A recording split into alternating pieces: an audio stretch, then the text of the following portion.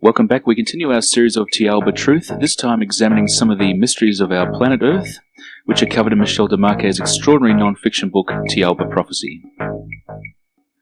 Michel, your book reveals many truths regarding Earth's greatest mysteries. Some of them, for example, are about the Great Pyramid of Egypt, which we've touched on today. With that, can you, detail a little bit more the purpose behind the Great Pyramid? You mentioned, of course, it's a communications tool used by ancient civilizations. Can you expand a little bit more along that line? Yes, what I say, actually, you have the scientists who send the messages in space, and sending to message in space to have communication with extraterrestrial, even if they tell you in the street they don't believe in extraterrestrial. So they send a message at the speed of light, which is very quick, by radio, and they can receive a message in 10 years or 20 years, because the speed of light, even if you think it's fast, the planets inhabited are very, very far in a galaxy, and they will receive in 10 or 20 years or 50 years a message back. So we say, hello, how are you? And they say, we are very well, thank you. You can't have a real conversation, a real contact like that.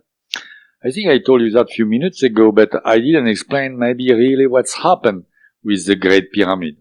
It was, first of all, the first pyramid on Earth was being built by the people of Mu in Pacific Ocean. They had a very great continent there, which was touching the top, about where Los Angeles is, going to Hawaii, going down there to Easter Island, and the west, it's about 2 or 3 times the size of Australia, almost 3 times the size of Australia. That big continent had great knowledge from the planet where they came from very, very long time ago. And that knowledge was to communicate through the galaxy immediately. What is an immediate communication? It is the telepathy, it is the thought. If I'm thinking now, I am in T'Alba, I can immediately think about my Doko, about Tao, and things I saw there. You know that? If you think about a parent in London, example, immediately you picture it. To do that, that's good, but it's good you don't have enough strength in yourself to telepath further than our solar system. It's already good. You can, if you are able to do that, if you are trained to do that, you have enough strength in your physical body to help and to communicate with people on Mars or Venus, or if people were in Venus, example, which is not. But Mars was inhabited, you could communicate with Mars. But if you want to communicate through the galaxy and go very, very much further, and also in different parallel universe, different worlds, you need an immense strength.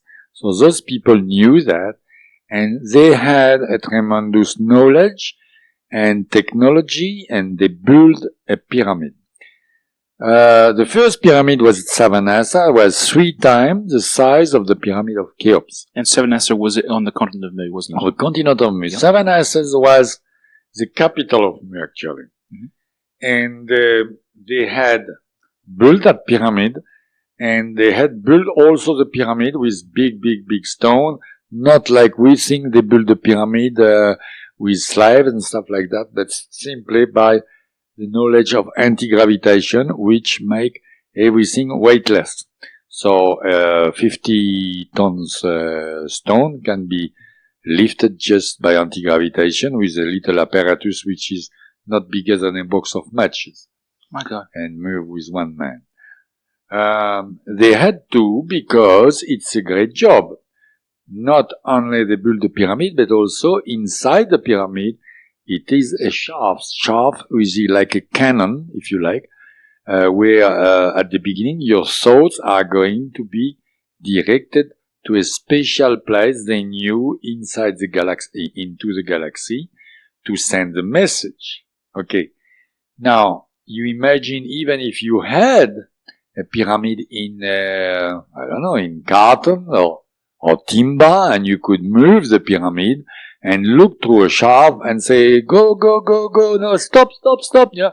And like a cannon to shoot a star somewhere, it would be already a bit difficult.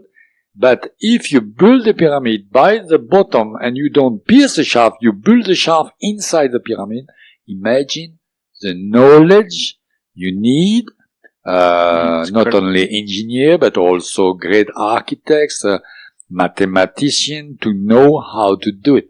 Also, the pyramid has to be built with the right orientation, I mean south-north or southeast, etc., and with a special dimension. You are going to tell me, Michel, I still don't understand what's going on, because the pyramid is simple. The pyramid is made and built like that with that knowledge to create a tremendous magnetic field inside the pyramid, which also, by the way, is field outside the pyramid. For that example, as I said before, in Egypt, which is a replica of the Pyramid of Mu, the planes actually are forbidden to pass on the top of the Great Pyramid because everything electronic could stop. Now, the person inside the pyramid, inside the chamber of the king, is a person who used it. It was at that time a priest or the pharaoh itself. On Mu, it was the king of Mu, or the great master they had, who was using the pyramid because the tremendous force, a magnetic field inside the pyramid gives them, it's difficult to explain to you, but a sort of zero force. The anti-gravity force was zero and gives them a great possibility, a great strength to send thoughts through the galaxy and receive message like a conversation. A conversation through the galaxy using the pyramid. For that, I call that in my book, the pyramid as a cosmic tool. Michel, there's other pyramids, obviously, in Egypt. I mean, we're talking about the pyramid of Giza, of Cheops. There are other smaller pyramids, and there are also, in fact, I believe, pyramids in other countries such as China. Are all of these also communications devices? No. Many are temples inside. Also, you have a different pyramid in South America. I don't talk about it in my book for the moment. And but I heard about that, and by the Chaobian people. For that, some people discover spheres. I will talk about in my next book about that a bit. Those pyramids are different in South America with people like geographers or scientists. They found in a rainforest, in a tropical forest, sphere of different dimension in stone. I don't know if you heard about that. I have not, no. Okay, those spheres, you can read that in a few books. But those spheres, what I learned by the Chaobian, were used by certain people not long ago again, by people remnant of great civilization who live in a forest. Through the pyramid, they are used to explore the psychosphere. Did you hear about the psychosphere? Yes, I remember that. Yes. Could you actually explain that for our audience? Okay. Around each planet, since the beginning of the planet, at the speed of 7 times the speed of light, around each planet is turning like a fluid, if you like. It's difficult to explain. Electronic stuff. Around the planet, acting like is it like an aura? Blotter. Would you say it's like an aura around the planet? Is that fair to say? Around the planet. Yeah. All around the planet. And acting like a blotter, acting like a video, if you like, and everything is recorded. What we're doing now is recorded, what the neighbor is doing, everything, the car, whatever anything on the planet is automatically recorded. That is also by natural law, by the way, we were talking about it. But universal law, we can't know why, we can't understand, but it is like that. Now, the psychosphere, having everything from the beginning of the planet, imagine if you have the knowledge, you can go 100 years ago. You can go 2,000 years ago. And you can visualize everything like if you are on television, on a cinema. You have, even in color, you have the picture of everything. You can even, with the knowledge, see your birth, or the birth of your mother. But same time, many times we go in the psychosphere and we don't even know that. Just before to go to sleep, sometime, the vibrations happen in our mind, in our brain, and we peek in the psychosphere and we can see scenes, and we think we dream, but you can open your eyes. I make the experiment myself. It works very well for me when I'm on a boat, on a sea, and one night out of two, I make experiment in the psychosphere without any training at all, and I can see monuments or people. Same time I see many hieroglyphics, like letters, and I can't make any sense of it, but they are there, I can see them, and I say, I'm dreaming. No. I open my eyes, I see the porthole of the boat, I'm not dreaming, but I don't move too much because it disappears. And that is speaking in psychosphere. The only problem, I don't know what I see. I see something, but I don't know if it's 10 years ago, 2 days ago, or 1,000 years ago. Michel, is this actually, I guess, a gift, if you wish, that the people of Tialbra have given you, or is it something that each of us can develop? Everybody can do that. Right. Oh yeah, many people can do that. They don't even do it purposely. At the same time happen, you see the faces, silhouette, and that is speaking in a psychosphere. But of course, the interesting thing is like those people done to me, we went in a psychosphere by will, and we saw examples of disappearance of Mu. I saw those famous great master and the chief of the country communicating in the pyramid with different galaxy and different other world I could see, and in an astral it was very, very interesting to see from his third eye, from the chakra on the third eye we call it. He was communicating, and it was a sort of light smoke, like a cigarette smoke, going through the tunnel inside the pyramid and going very far away in a galaxy. Because in the astral, you could see something you never seen in the physical, of course. Amazing. That was very interesting. Michel, also, speaking about the pyramid again, and I'm curious, the pyramid of Cheops, and we shared earlier on the program, is around 17,000 years old. I'm curious today, in the late 1990s, can it still be used as a communications tool to communicate with these people?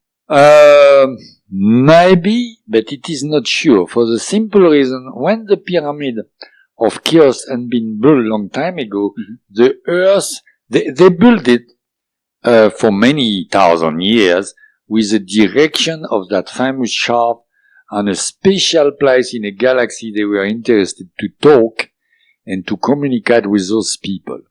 But the Earth had a small change since 17,000 years ago. It is possible we can miss that part in a galaxy and maybe don't have the same communication. I didn't ask Tao if we can use it now, but it would be very interesting to have a very great telepath go inside the pyramid and try to communicate with another world. I hope somebody is going to do that. Try.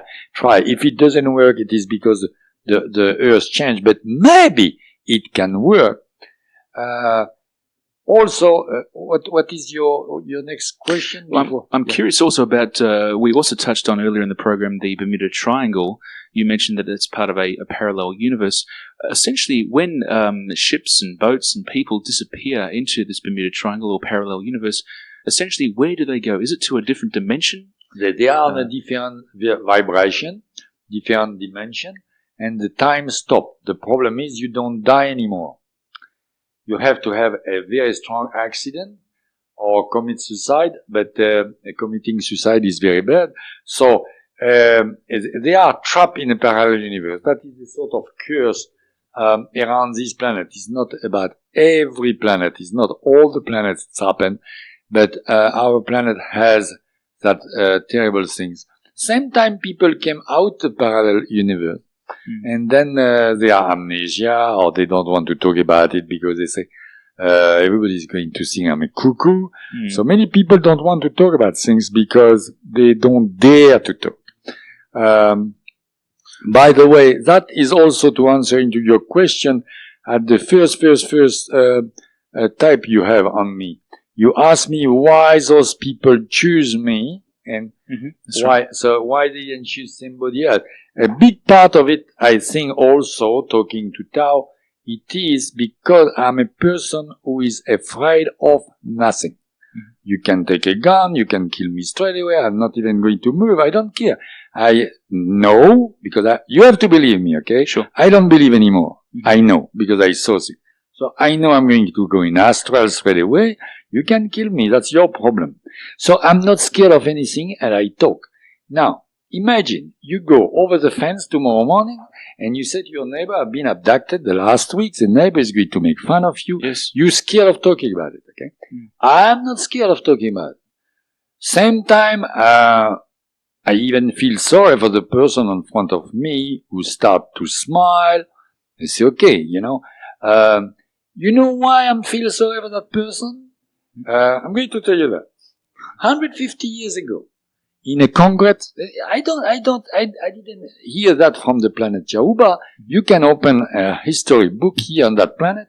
150 years ago, before, it was about that, okay? Before the first train was, the train, okay? Yes. Woohoo, the train.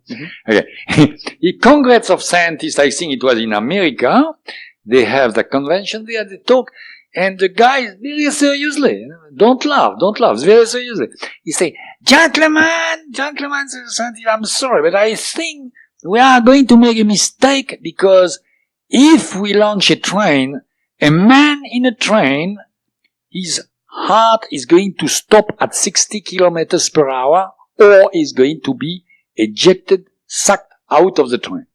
Now, you laugh, you say, come on, even my granddaughter, she's 5 years old, she's going to laugh. It's a good joke. You know? But at that time, the scientists believe it. And they nod their head, Sam say no, of course, and we got the train. Sam say, no, we can't do that. So now you're talking about Tao coming and pick me up at the transubstantiation, the speed of light.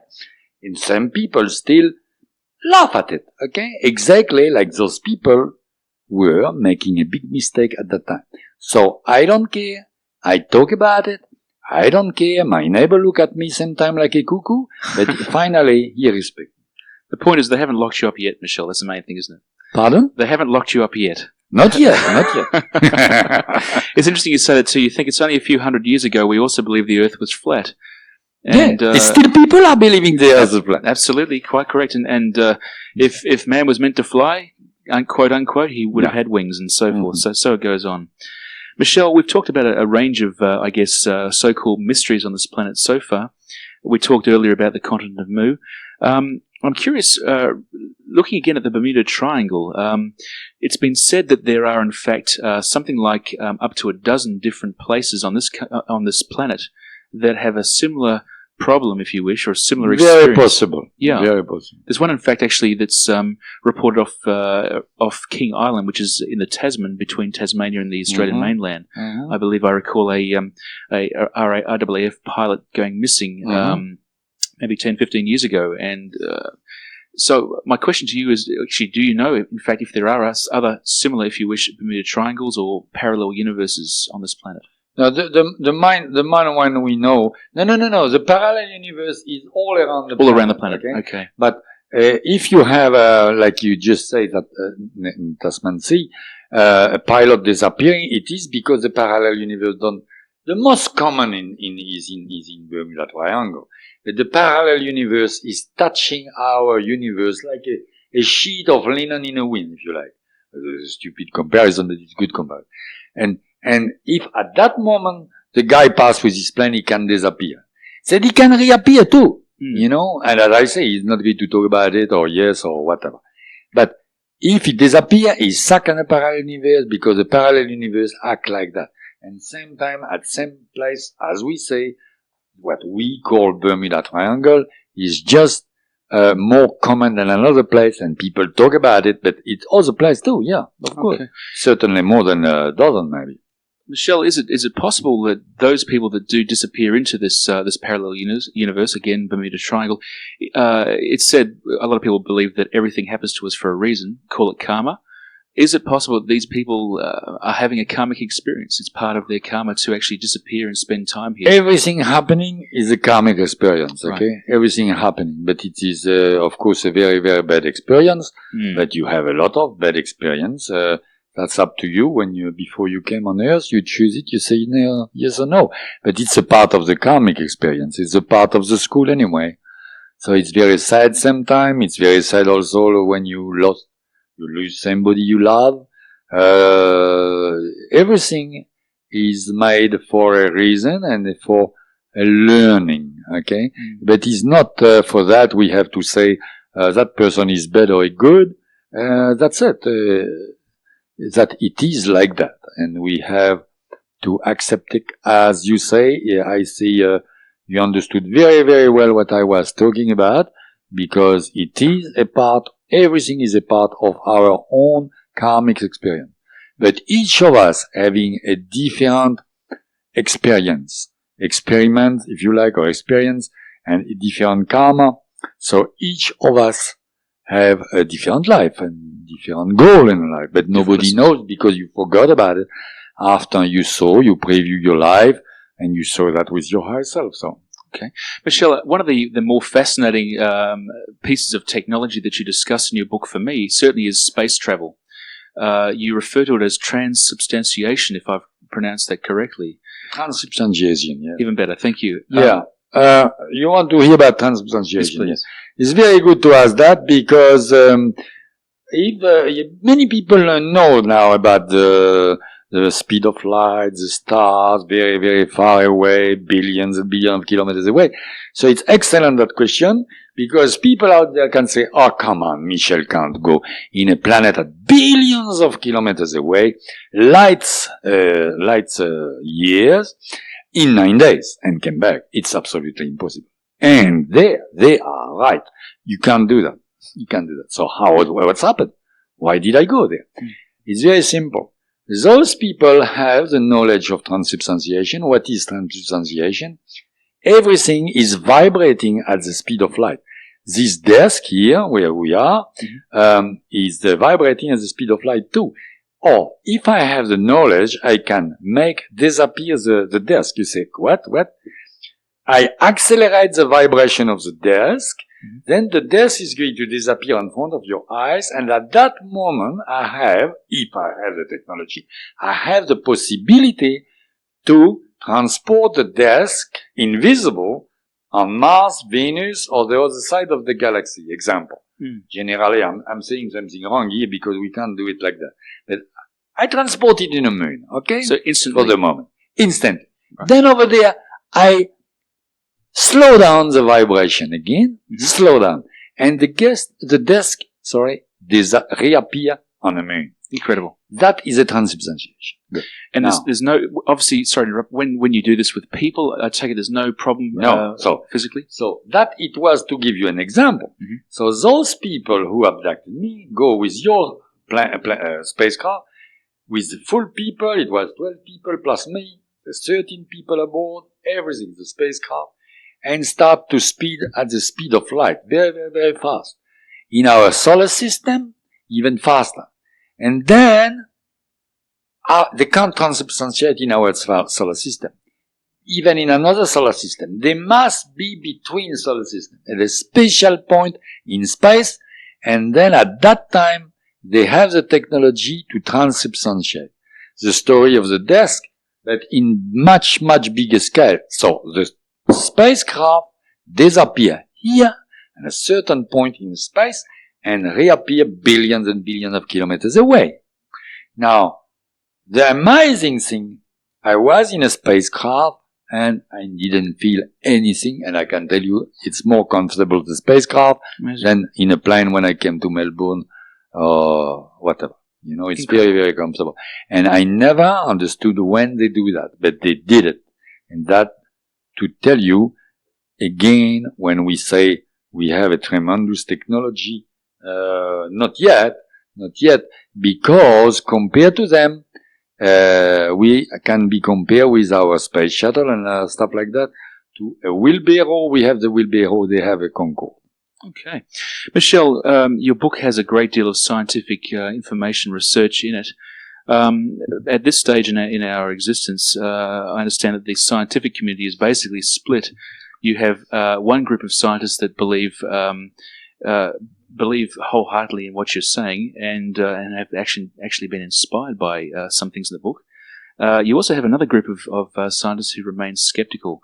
Can you, I guess, describe or explain to us what both groups of scientists say about your book? What?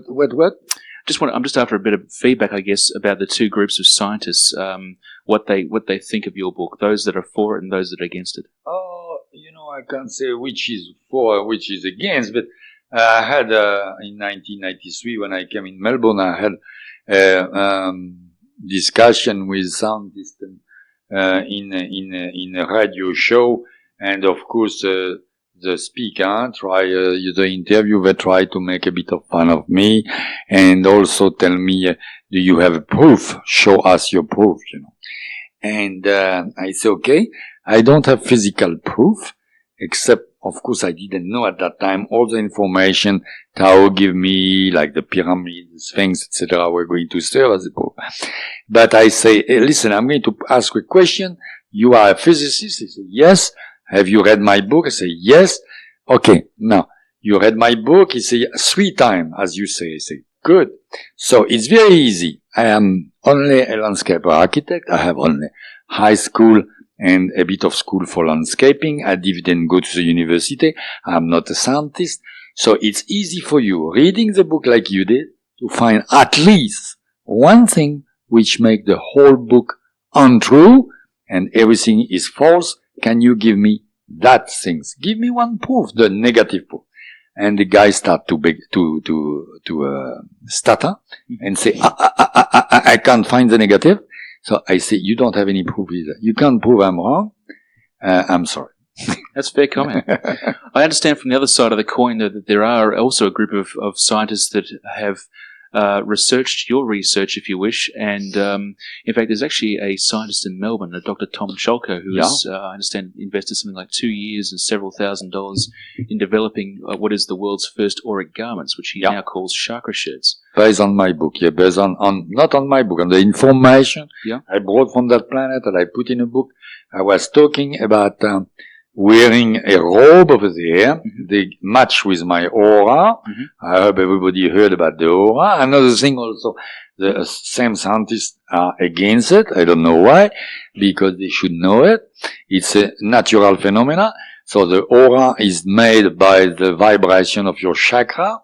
The chakra are receptor from the astral and the electron outside to the physical, and transforming the energy in your glands and helping your body. So that Dr. Tom Schalko was very interested in reading my well-being when I was in that robe on Tiahuba. I was so happy, I almost fainted. I was almost drunk. Only because I wear, we can call a robe with colors match with my aura, and those colors, the vibration of the colors were acting on my physical and astral body for my good. So the Dr. Schalko began to investigate and ask me questions, and finally he came with what we can call the happy shirt, because when you wear it, by the way, I wear it and I can't wear it during the night time. Give me too much energy. I have to take it off. Oh yeah. Amazing. I'm not joking. Michelle, our final question for this side of the cassette. Your book so far has been translated into several languages. You've traveled the world spreading the message. But how has this abduction, this 9 days on Tiahuba, changed your life, personally? Oh, yeah, it's a good question. It changed a lot my life. If committing suicide would permitted by what we call the famous universal law, I wouldn't talk to you today. Because when I came back, I was very sad. After everything I saw, I came back on that planet, everything looked grey for me. Before, I was happy to be at the beach and to see the blue sky and the sea, and I was happy. After that, it's a bit like if you open a window to a kid and you show to the kid beautiful toys, and then he's very happy. Then you close the window, you say you never have those ones.